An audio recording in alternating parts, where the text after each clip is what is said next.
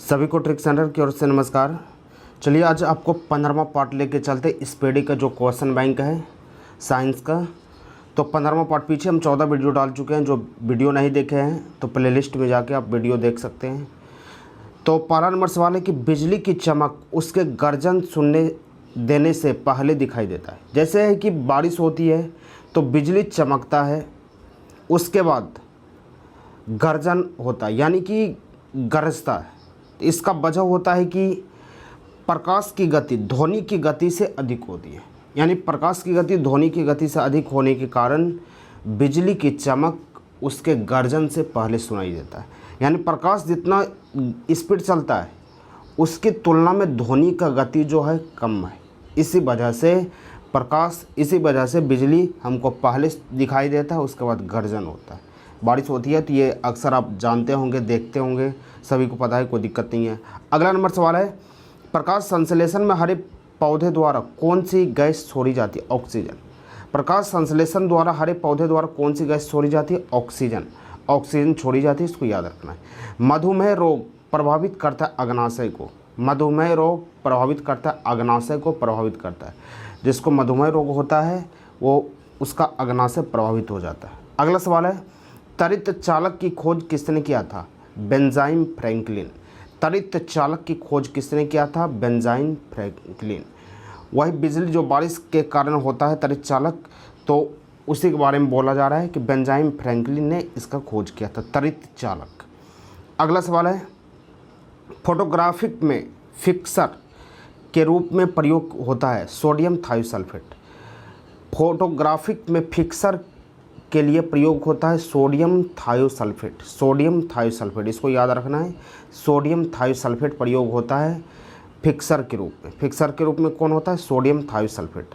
अगला नंबर सवाल है जब लोलक की लंबाई को चौगुनी कर दिया जाए तो उसके समय की अवधि क्या होगी? दुगनी होगी।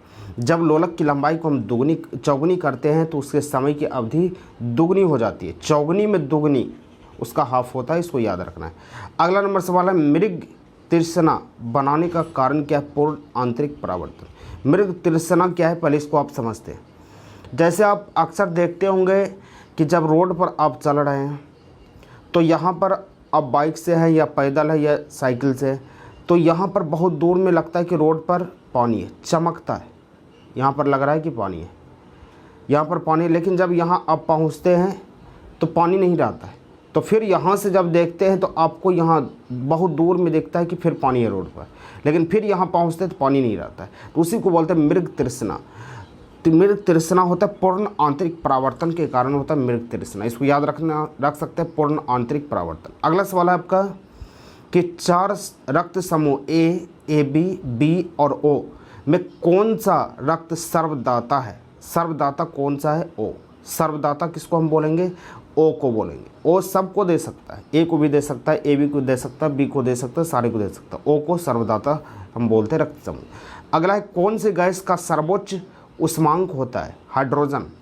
उष्मांक मतलब सबसे ज़्यादा अधिक जलने वाला हाइड्रोजन होता है। उष्मांक उष्मा ज़्यादा देता है हाइड्रोजन, आप याद रख सकते हैं। सबसे ज़्यादा उष्मांक वाला कौन होता है? हाइड्रोजन होता है, इसको याद रखना।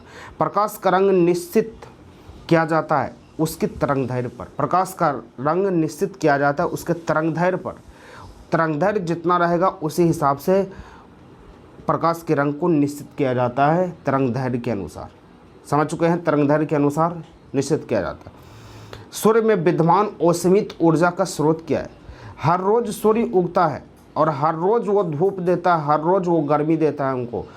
तो असीमित ऊर्जा है, कभी भी ये खत्म नहीं हो सकता। इसका कारण है नाभिकीय संलयन। नाभिकीय संलयन के कारण हर रोज़ सूर्य जो है हमको ऊर्जा देता है, इसको याद रख सकते हैं, नाभिकीय संलयन।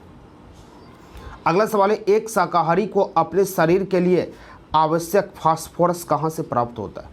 जो शाकाहारी है, जो मांस नहीं खाता है, तो उसको फास्फोरस आवश्यक रूप में कहाँ से मिलता है? दूध से। दूध से उसको फास्फोरस मिलता है, इसको याद रखना है, दूध से फास्फोरस मिल जाता है। अगला सवाल है आपका मीथेन गैस बनता है। मीथेन गैस कैसे बनता है? इसको याद करना है। सोडियम एसीटेट को, किसको? सोडियम एसीटेट को जब सोडा लाइम के साथ गर्म किया जाता है तो मीथेन बनता है। सोडियम एसिटेट को जब सोडा लाइन के साथ गर्म किया जाता है तब मीथेन बनता है, इसको याद रखना है। सोडियम एसिटेट को जब सोडा लाइन के साथ गर्म किया जाता है तो मीथेन बनता है। सोडियम एसिटेट को सोडा लाइन के साथ गर्म करते हैं तो मीथेन बनेगा। अगला सवाल है, सार्क क्या है? सार्क विषाणु द्वारा फैलने वाली एक बीमारी है। सार्क क्या है? विषाणु द्वारा फैलने वाली एक बीमारी है, इसको याद रखना है। सार्क विषाणु द्वारा फैलने वाली एक बीमारी है, सार्क। अगला सवाल, मशरूम क्या है? एक कवक है। मशरूम का आप सब्जी खाते होंगे, फेंजाइक कवक। फेंजाइक कवक इसको बोलते हैं, फेंजाइक कवक। मशरूम क्या है? कवक का है, फेंजाइक कवक का, इसको बोल सकते हैं फेंजाइक कवक, जिसको छाता बोलते हैं देहाती भाषा में। मशरूम का सब्जी खाते हैं आप, फेंजाइक कवक का। अगला सवाल है, जब जल में तैरते हुए हिमखंड का आयतन क्या होता है? जल में तैरते हुए हिमखंड का आयतन 1/9 होता है। जल में तैरते हुए हिमखंड का आयतन 1/9 होगा, इसको याद रखना है। जल में तैरते हुए हिमखंड का आयतन कितना होता है? 1/9, 1/9 होता है, इसको याद रखेंगे। उसके आगे है, किसी तत्व की उसके क्वथनांक से पूर्व उसके वाष्प में बदलने की क्रिया क्या कहलाता है?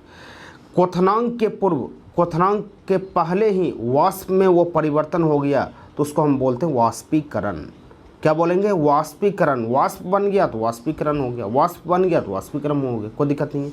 अगला सवाल आपका है, तत्व और यौगिक के अणुओं को किसके द्वारा दर्शाया जाता है? तत्व और यौगिक के अणुओं को किसके द्वारा दर्शाया जाता है? रासायनिक सूत्र से, रासायनिक सूत्र से दर्शाया जाता है। जैसे CH4 होता है या H2SO4 होता है, तो इसको H2SO4 होता है या कोई भी चीज़ है तो तत्व और यौगिक के मिश्रण से बनता है, तो उसको हम रासायनिक सूत्र संकेत द्वारा दर्शाते हैं। रासायनिक सूत्र संकेत द्वारा उसको दर्शाया जाता है। जल का हिमांक क्या होता है? जल का हिमांक होता है 32 डिग्री फ़ारेनहाइट। 32 डिग्री फ़ारेनहाइट होता है, इसको याद रखना। जल का हिमांक क्या होता है? 32 डिग्री फ़ारेनहाइट, 32 डिग्री फ़ारेनहाइट होता है, इसको याद रखना। जहाज़ों आदि को ढूंढने एवं मार्ग निर्देशन करने के लिए किसका प्रयोग करते हैं? जहाज को ढूंढने के लिए, ऊपर जहाज चल रहा है तो उसको ढूंढने के लिए किसका प्रयोग करते हैं? रडार। रडार का हम प्रयोग करते हैं, रडार उसको बोलते हैं। ज़्यादा ये सैनिक के काम में आता है, जनरल आदमी इसको नहीं करते हैं, सैनिक काम करते हैं इसका। अगला सवाल लेके चलते हैं। अगला सवाल आपका कि चुंबकीय कंपास की सुई किस ओर इंगित करता है? चुंबकीय कंपास, चुंबक की कंपास किस ओर इंगित करेगा? उत्तर दक्षिण दिशा को इंगित करेगा। ये सवाल पिछला वीडियो में हम बताए थे कि जब एक चुंबक को घुमाकर छोड़ दिया जाए तो वो सदैव किस दिशा में आएगा? तो उत्तर दक्षिण दिशा में आता है। तो चुंबकीय कंपास आ गया तो उत्तर दक्षिण होगा ही, कोई दिक्कत नहीं है इसमें। अगला सवाल है कि शुष्क बर्फ किसके द्वारा तैयार होता है? ठोस कार्बन डाइऑक्साइड। शुष्क बर्फ ठोस कार्बन डाइऑक्साइड द्वारा तैयार होता है, इसको याद रखना, ठोस कार्बन डाइऑक्साइड। अगला सवाल है कि समतल दर्पण द्वारा बनाया गया प्रतिबिंब कैसा होता है? समतल दर्पण द्वारा बनाया गया प्रतिबिंब ओभासी होता है, ओभासी होता है। समतल दर्पण द्वारा बनाया गया प्रतिबिंब कैसा होगा? ओभासी होगा, इसको याद रखना। अगला सवाल है कि दूध के खट्टे होने के कारण क्या? बैक्टीरिया। दूध के खट्टे होने के कारण होता है बैक्टीरिया, बैक्टीरिया के कारण वो खट्टा हो जाता है। ऐसा नहीं कि लैक्टिक अम्ल के कारण ये खट्टा होता है, वैसा नहीं डालना, बैक्टीरिया के कारण वो खट्टा हो जाता है। अगला सवाल है कि वायु में कौन सी गैस की मात्रा सबसे अधिक है? वायु में कौन सी गैस की मात्रा सबसे अधिक है? नाइट्रोजन की मात्रा सबसे अधिक है। वायु में कौन सी गैस की मात्रा सबसे अधिक है? नाइट्रोजन की मात्रा सबसे ज़्यादा है वायु में। अगला सवाल है कि सबसे अधिक तन्य कौन होता है? सबसे ज़्यादा किसको तान सकते हैं, किसको बड़ा कर सकते हैं? सोना को। जैसे सोना छोटा सा रहता है, उसको आभूषण जब तैयार करते हैं तो बहुत लंबा बना देता है। तो सबसे ज़्यादा तन्यता किस में होता है? सोने में। सबसे ज़्यादा तन्य धातु सोना होता है। अगला सवाल है कि कौन विद्युत धारा का सबसे अच्छा चालक है? चांदी। चांदी विद्युत धारा का सबसे अच्छा चालक है। चांदी विद्युत धारा का सबसे अच्छा चालक है, इसको याद रखना है। अगला सवाल है आपका कि हड्डियों तथा सीमेंट में कौन सा तत्व समान रूप से पाया जाता है? हड्डियों तथा सीमेंट में कौन सा तत्व समान रूप से पाया जाता है? कैल्शियम। कैल्शियम जो है हड्डी में भी पाया जाता है, और सीमेंट जो जोड़ने तोड़ने के काम में आता है तो सीमेंट में भी कैल्शियम पाया जाता है, जिसके कारण से वो इमारत को ढाल देता है। कैल्शियम आप याद रखेंगे, कैल्शियम जोड़ने का काम करता है। अगला सवाल है घरेलू बिजली मोटर बिजली मीटर में विद्युत उपयोग की माप किस में होता है? वाट में। वाट में होता है, यहाँ वोट लिखा दिया, वाट में होता है, इसको याद रखना है। घरेलू बिजली मीटर में विद्युत उपयोग की माप किस में होता है? वाट। कितना वाट आप खपत किए उसको वाट बोला जाता है। अगला सवाल हम चलते हैं, पारे का न्यूनतम हिमांक कितना होता है? -39 डिग्री सेल्सियस। पारे का हिमांक क्या होगा? -39 डिग्री सेल्सियस होगा, इसको याद रखना है। पारे का हिमांक -39 डिग्री सेल्सियस होता है, -39 डिग्री सेल्सियस पारे का हिमांक होता है। अगला सवाल है कि मानव शरीर में रक्त को साफ करता है कौन? किडनी या ब्रिक बोला जाता है जिसको, वही है ब्रिक। मानव शरीर के रक्त को साफ करने वाला किडनी साफ करता है। किडनी, जिसका किडनी खराब हो जाता है तो उसका रक्त साफ नहीं होता, इसको याद रख सकते हैं। मानव शरीर में रक्त को साफ करने के लिए किडनी का हम प्रयोग करते हैं। किडनी मानव रक्त को साफ करता है। अगला सवाल है कि भोजन की ऊर्जा को मापा जाता है कैलोरी में। भोजन की ऊर्जा को मापा जाता है किसमें? कैलोरी में। भोजन की ऊर्जा किसमें मापा जाता है? कैलोरी में, इसको याद रख सकते। कितने कैलोरी आप खाए उसमें मापा जाता है। एक फ्यूज तार का उपयोग किसके लिए किया जाता है? फ्यूज तार का इस उपयोग किया जाता है बिना हानि पहुंचाए, हानि नहीं पहुंचाता, बिना हानि पहुंचाए वह उच्च विद्युत धारा को प्रभावित कर सकता है। फ्यूज में जैसे देखते हैं कि फ्यूज लगा रहता है बोर्ड में तो एक ही तार लगा रहता है। कारण है कि अगर किसी प्रकार का शॉर्ट लगता है तो ये फ्यूज बीच से ब्रेक हो जाता है, बीच से टूट जाता है, विद्युत धारा प्रभावित होना बंद हो जाता है, जिससे बड़े बड़े सामान, फ्रिज, टीवी वो नुकसान होने से बच जाता है। यानी कहने का मतलब बिना हानि पहुंचाए, हानि नहीं पहुंचाता है, उच्च धारा प्रभावित करता है, यानी उच्च धारा को जाने देता है बिना हानि पहुंचाए। तो आपको समझ में आ गया होगा। यह ट्रिक सेंटर सुल्तानियन की तरफ से दिया गया, जो बाईपास रोड राहुल नगर सुल्तानियन में है। जो इनका मोबाइल नंबर है 8083179758 या 7488116654, जिनके डायरेक्टर है नीरज कुमार। तो अगर किसी को ऑफलाइन क्लास करनी है, मैथ, रीजनिंग, जीके, जीएस पढ़ना है तो वो आपके आके ऑफलाइन क्लास कर सकते हैं। तो एक बार फिर से ऊपर से आपको याद करवाते हैं स्पीड में, आप ध्यान से इसको देखेंगे आपको याद हो जाएगा। पहला नंबर सवाल है कि बिजली की चमक, स्पीड में हम चलेंगे, आप भी बोलते जाएंगे हम भी बोलते जाते हैं। बिजली की चमक उसके गर्जन से पहले सुनाई पड़ता है क्योंकि प्रकाश की गति ध्वनि की गति से ज़्यादा होता है।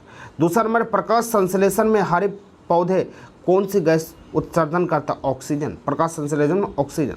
मधुमेह रोग द्वारा अग्नाशय प्रभावित होता है, अग्नाशय खराब हो जाता है। त्वरित चालक की खोज किसने किया था? बेंजामिन फ्रैंकलिन ने किया था, इसको याद रखना, बेंजामिन फ्रैंकलिन।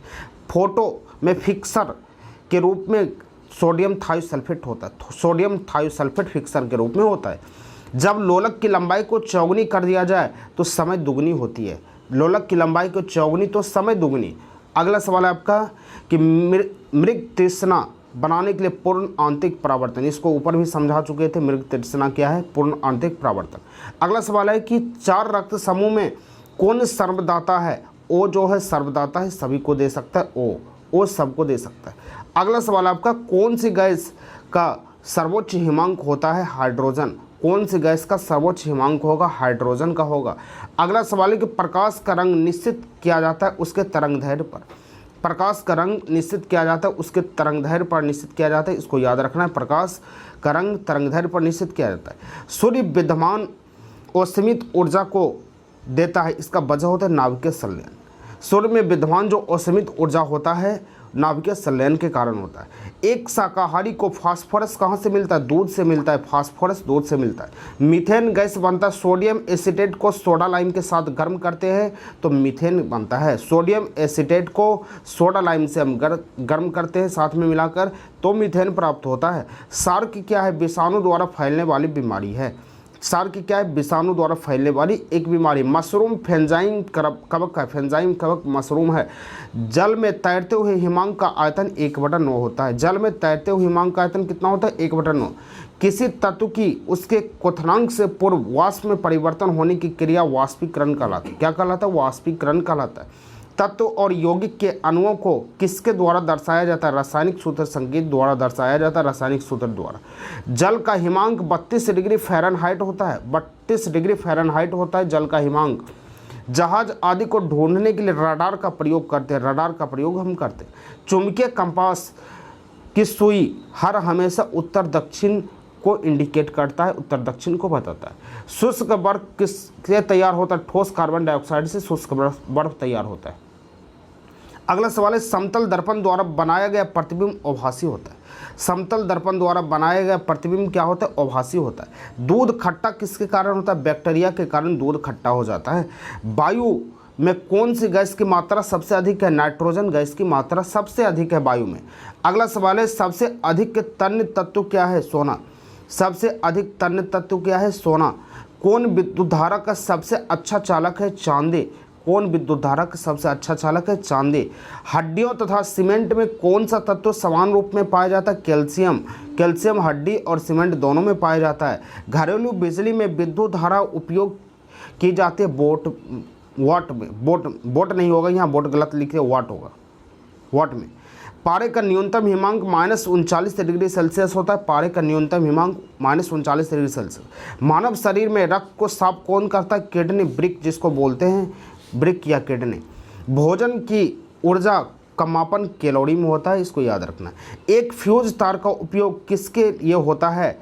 बिना हानि पहुंचाए विद्युत धारा प्रभावित करता है। तो उम्मीद करते हैं कि आपको याद हो चुका होगा और नेक्स्ट वीडियो के साथ कल मिलेंगे। और जो नए इस चैनल पर हैं, पहली बार वीडियो को देख रहे हैं, अगर उसको अच्छा लगे तो चैनल को ज़रूर सब्सक्राइब कीजिए, अपने दोस्तों में शेयर कीजिए। कल नए वीडियो के साथ फिर मिलते हैं, तब तक के लिए जय हिंद।